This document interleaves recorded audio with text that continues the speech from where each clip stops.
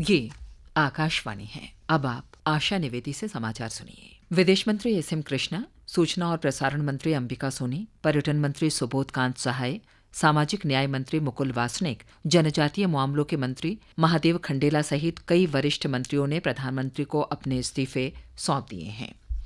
ये इस्तीफे कल होने वाले मंत्रिमंडल में फेरबदल से पहले आए हैं। खबरों में कहा गया है कि फेरबदल से पहले और मंत्रियों के इस्तीफे देने की संभावना है। प्रधानमंत्री मनमोहन सिंह ने फेरबदल को अंतिम रूप देने के लिए कल कांग्रेस अध्यक्ष सोनिया गांधी से विचार विमर्श किया था। राष्ट्रपति भवन के प्रवक्ता वेणु राजमोनी ने आज नई दिल्ली में बताया कि शपथ ग्रहण समारोह कल दिन में 11:30 बजे होगा। आकाशवाणी से शपथ ग्रहण समारोह का राष्ट्रपति भवन से सीधा प्रसारण किया जाएगा। इसे राजधानी चैनल और अतिरिक्त मीटरों पर सवेरे 11:25 से सुना जा सकेगा। श्रीमती सोनिया गांधी की अध्यक्षता वाली राष्ट्रीय सलाहकार परिषद ने कहा है कि राष्ट्रीय अनुसूचित जाति आयोग को मजबूत बनाने के लिए पेशेवर विशेषज्ञता की जरूरत है। सलाहकार परिषद ने नई दिल्ली में हुई बैठक में सरकार से कहा कि अनुसूचित जाति उपयोजना को कारगर ढंग से लागू करने के लिए नया ढांचा विकसित करें। परिषद ने दलितों की कल्याण योजनाओं का लाभ उन तक पहुंचाने की व्यवस्था को मजबूत बनाने के उपायों पर भी चर्चा की। भारत ने कहा है कि चीन को द्विपक्षीय संबंधों के व्यापक हित में बढ़ते व्यापार घाटे की ओर ध्यान देना चाहिए। चीन में भारतीय राजदूत एस जयशंकर ने कहा कि व्यापार संतुलन के मुद्दे का समाधान तलाशा जाना चाहिए। दोनों देशों के बीच व्यापार संतुलन चीन के पक्ष में है। वे आज बीजिंग में चीन के 6ठे अंतर्राष्ट्रीय ऑटो पार्ट्स मेले में संवाददाता सम्मेलन को संबोधित कर रहे थे। भारत को मेले में भागीदार देश बनाया गया है। श्री जयशंकर ने कहा कि चीन सरकार बढ़ते व्यापार घाटे से संबद्ध भारत की चिंताओं को समझ रही है और ये दोनों देशों के आपसी हित में है कि मंदी के इस दौर में दोनों पक्ष व्यापार में बढ़ोतरी करें। समूचे देश में ईद उल अजहा का त्यौहार आज परंपरागत श्रद्धा से मनाया जा रहा है।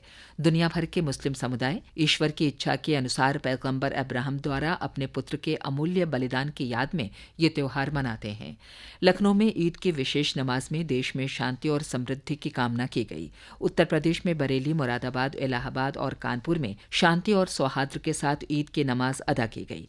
जम्मू कश्मीर और आंध्र प्रदेश में भी धार्मिक श्रद्धा के साथ बकरीद मनाई जा रही है। ईदगाहों में श्रद्धालुओं ने हजारों की संख्या में नमाज पढ़ी।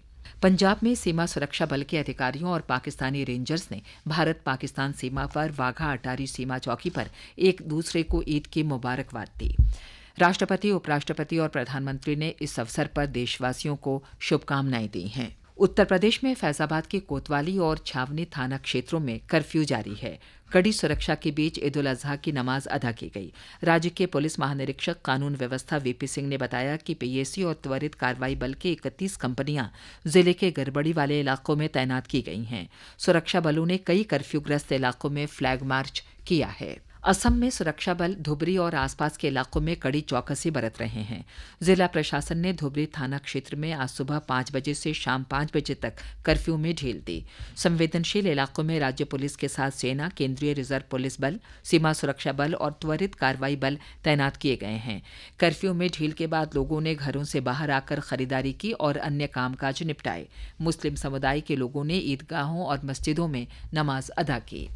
इराक में आज शिया तीर्थयात्रियों को लक्ष्य बनाकर किए गए हमलों में कम से कम 10 लोग मारे गए हैं। अधिकारियों का कहना है कि इन हमलों में कम से कम 20 लोग घायल भी हुए हैं।